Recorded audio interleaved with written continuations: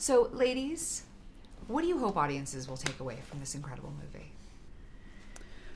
I'm not good at thinking about what I want people to take away from something I make. I always just think it's like to enjoy a really good story and to go through a journey. I think that's why we go to movies or read books, to have that experience, whatever it is for each individual. Yeah, I know. I appreciate that part of what it's about is that someone is using creativity or his art form, his art making to work through trauma or something, that's happened to him. I appreciated that. Can you each describe the character that you play in the film?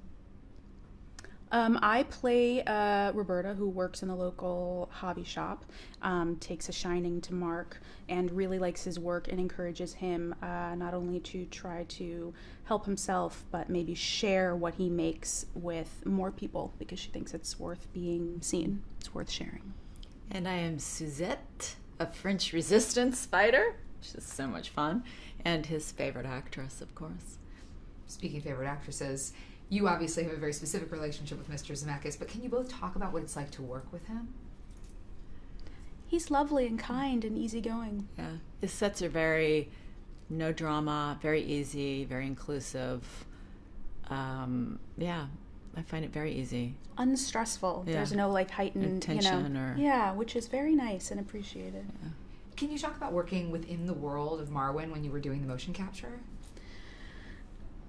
I've been saying I got used to wearing the wetsuit helmet stuff a lot quicker than I thought that I would. Yeah, it just ends up being what you're wearing. And it helps that everybody else is in it too. Yeah, everyone. So you're not like, oh my ridiculous. God, this is the most unglamorous, ugly thing ever.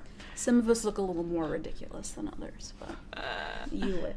Do you remember what you thought when you first heard about the real story that this is based on?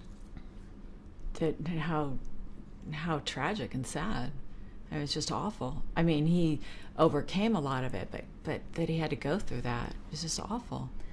I loved his work, his photographs. And I know Leslie likes dolls. I had a dollhouse from 5 to way old, and I still actually have a lot of the furniture and stuff, and some of it is set up in my house.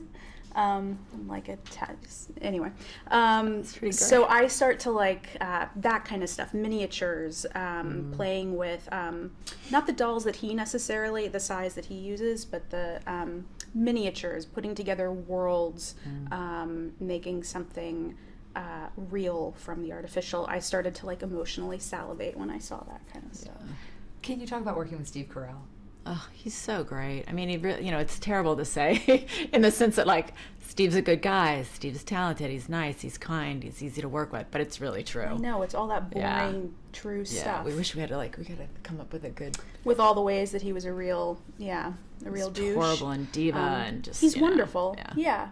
And it's a relief, too, because when I really like someone's work, I don't always like to meet them and work with them because I don't want to lose their work. Yeah. And even if I meet them and like them, I kind of lose their work for a while. But I was so glad that there's absolutely no reason to, I don't have to lose his work.